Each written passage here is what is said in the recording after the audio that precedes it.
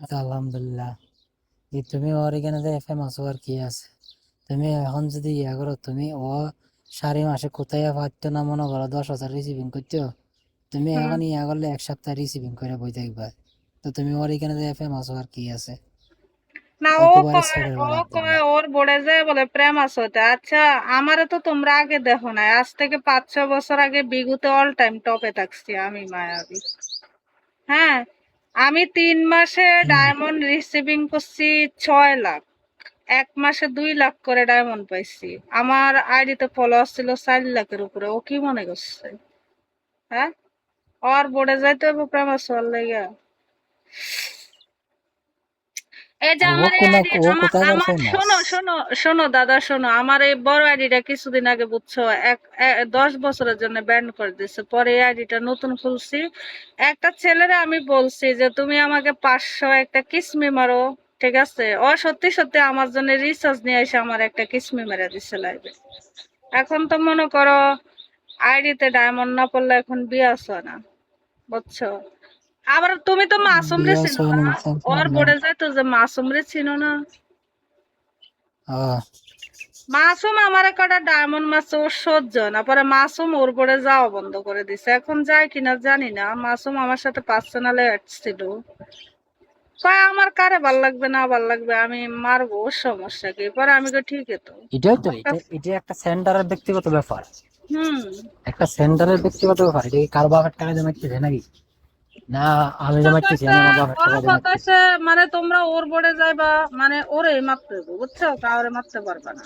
আরে ওর কথা এটাই।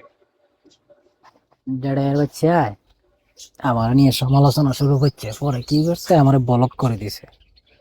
যাই যদি আমি বলছি যে মাসের ভিতরে 3 বার ফালাইবি আইডি, দেখি এ কিভাবে ইয়া করে। ঠিক আছে, পরবর্তীতে আরো 2-4 জন আমার কইতেছে, ভাই দেখো যেভাবে করে করো, ব্লক মারি দিয়েছে, সমস্যা কি? সমস্যা নাই তো, গরিব মানুষ, এগুলো এগুলো 3-4 জনে বোঝানো শুরু করছে, এর লাগে আর কিছু কই নাই, আমি ব্লক করে দিচ্ছি ডেড়াইয়ের বাচ্চারে। আরে এরি মালায়ন না না, ভাই, হিন্দু না, বুঝো না? হিন্দুদের ভিতরে কোনো কালচার থাকে না। এরা হিন্দু। এই যে ইয়া আছে না, যে তোমার তেতুয়া না মিষ্টি আর ইন্দুয়া না গোষ্ঠী। আমি তোমার এই কথার তোমরা কারণে আমি তোমরা কলে কি আসছি। কও? তোমরা কি কও? আমার কলেজে আছে, ওরে কিছু বলবা না, ঠিক আছে? একদম লাত্তি মেরে বাইর করে দেয় আমি লাইভের থেকে, কইয়া দিলাম। কথাটা যেন মাথায় রাখি। বিশেষ করে আরে কুত্তা তো তোমার বুকে শুধু, কুত্তা খাবার দিলে আড়ুর নিচে খাবার দেয়, আড়ুর উপরে খাবার দেয়। আমিও যাই না। পরে আমি বিশেষ আমি করে কয়দিন বিগু টিভি নিয়ে নাম্বার দেন। তোমার না নাম্বার দিলাম কসু। আমি কয়দিন বিগু টিভি নিয়ে ওর বোর্ডে গেছি। হ্যাঁ, ওর বোর্ডে যে শুনি কি, ওর বউ নাকি ওরে কইছে যে আমি ভালো না, এই সে, আমি যেন ওর বোর্ডে না আসি। হ্যাঁ, পরে বাবারে। মায়াবী, তুমি একটা জিনিস কি ভালো করে জানো, যে এই জায়গাটা হচ্ছে যে বিনোদনের জায়গা। এই জায়গায় মানুষ আসে একটু বিনোদন, দুষ্টমি, হাসি ফুটকারি, মজা এগুলো করবো।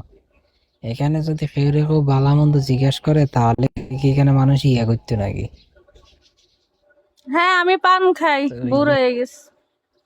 আরে দাদা, কিছুদিন আগে আমার মাটা মারা গেছে, বুঝছো? আমার কপালটাই খারাপ।